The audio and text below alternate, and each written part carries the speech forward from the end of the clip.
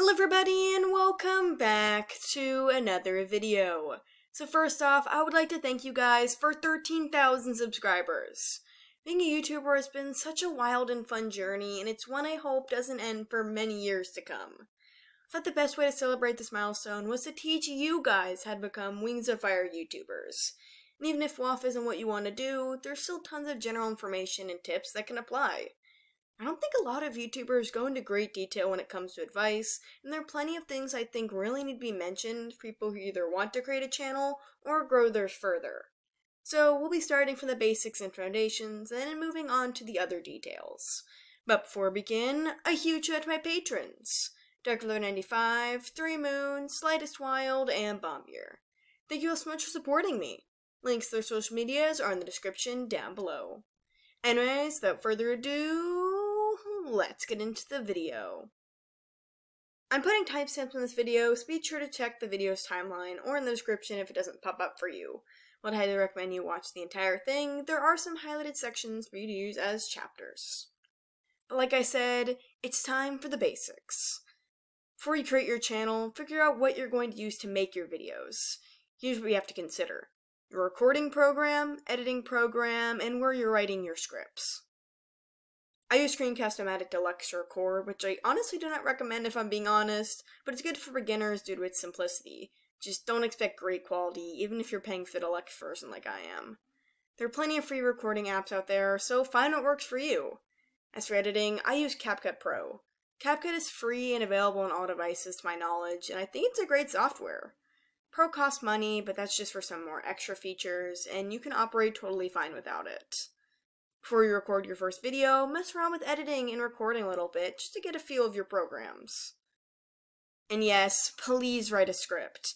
I remember that I didn't use scripts for quite a long time, and it was evident.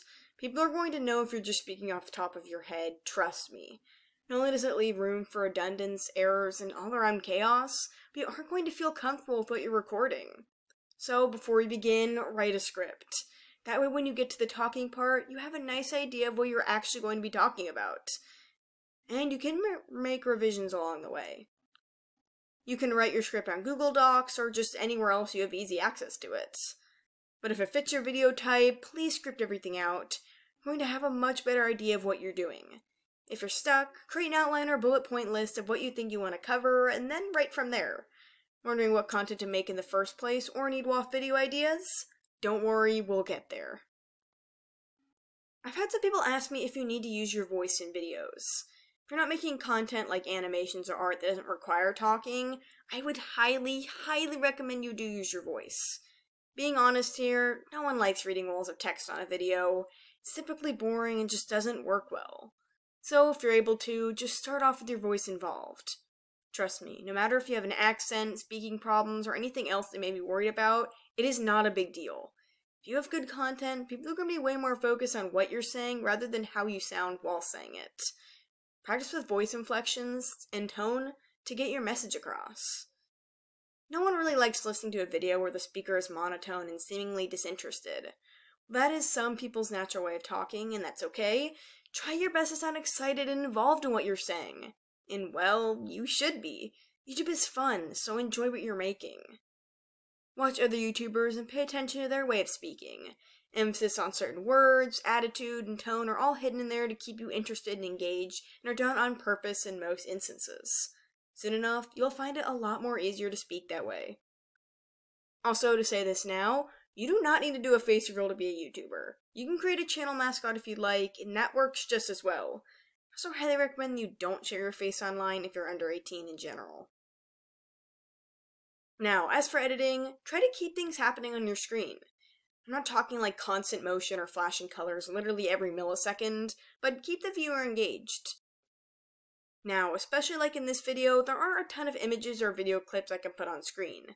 When you can, try to have fun editing and add content in. Visual aids and character images go a long way. Also, I'm begging you when I say this, but please do not steal art for your videos.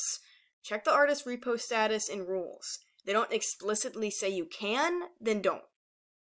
Even if you give credit, it isn't right unless they allow it. Stick to the graphic novel and cover art, and use images of your creations and from artists you're sure are fine with you reposting it. Okay, getting away from recording, editing, and script writing, let's move on to what you're actually going to create, as well as your channel name. Your channel name is 100% your freedom. However, I'd recommend you pick something that isn't simple. If your username is just Peril or Maria, you're going to be impossible to find. Select something original and easy to remember. It can be something that applies to you, a memory, inside joke, etc., or just made up on the spot, whatever you choose. Usernames stick, so try to come up with something you're really fond of and that would apply for a long period of time, if not forever. Now we'll be leaning more into the 𝙈𝙤𝙍𝙁 side for a bit here. Obviously, the first thing you're going to have to do is think of what WAF videos you want to make.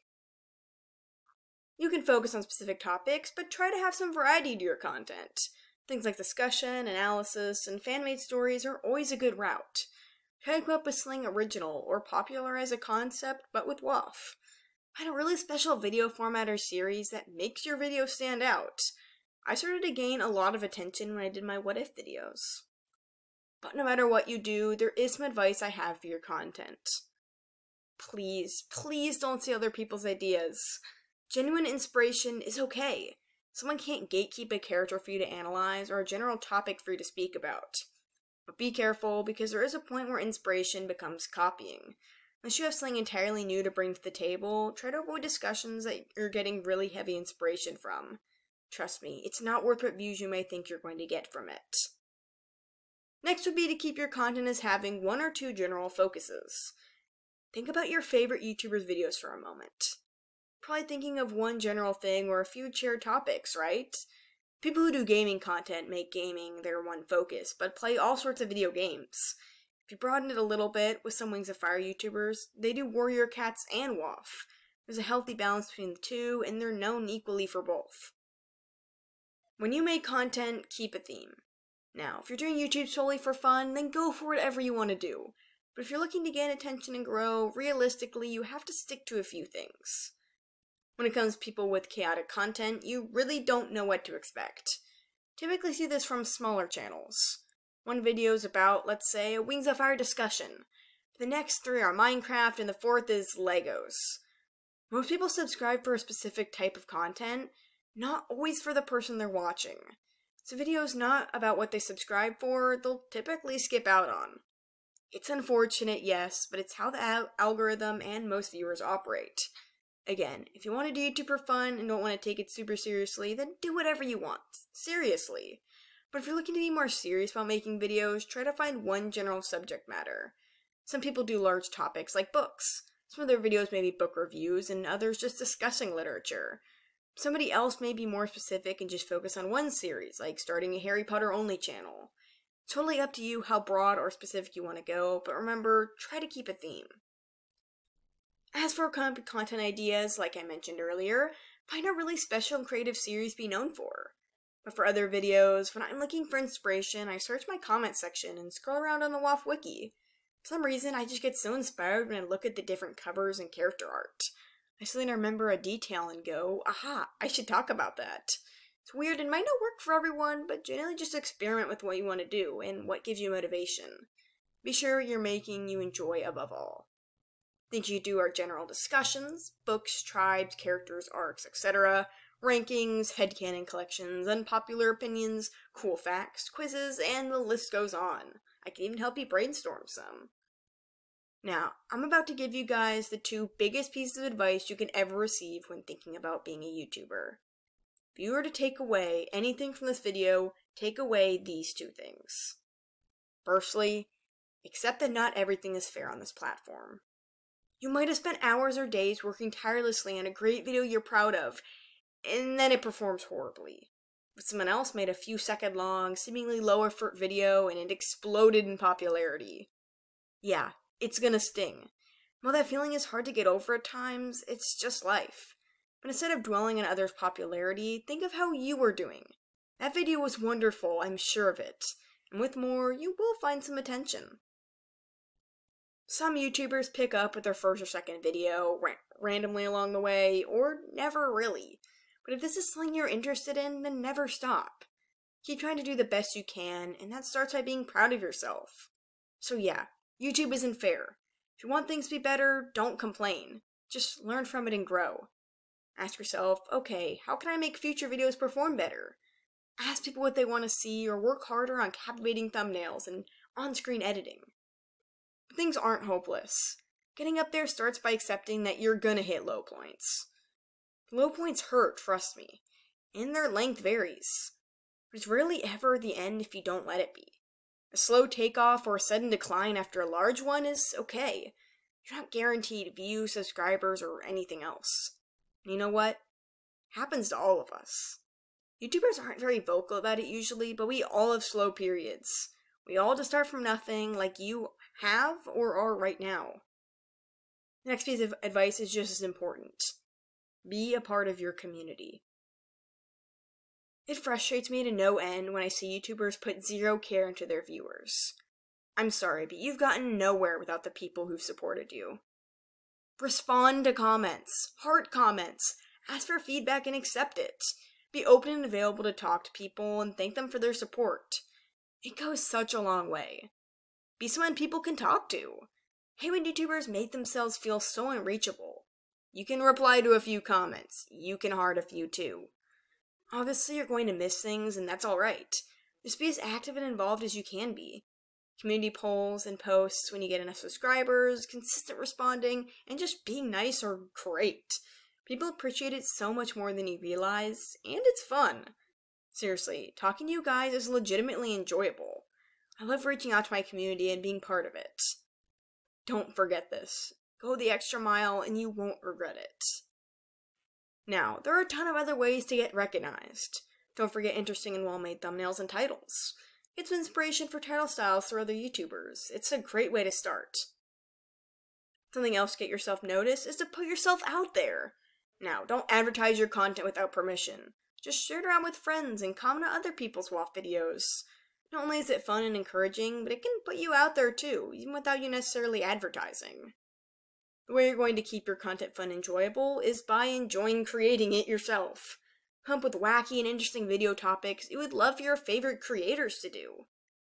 And now, here's the last final bit of advice I'm going to give. Upload schedule. When and how often you upload entirely depends on the content you make.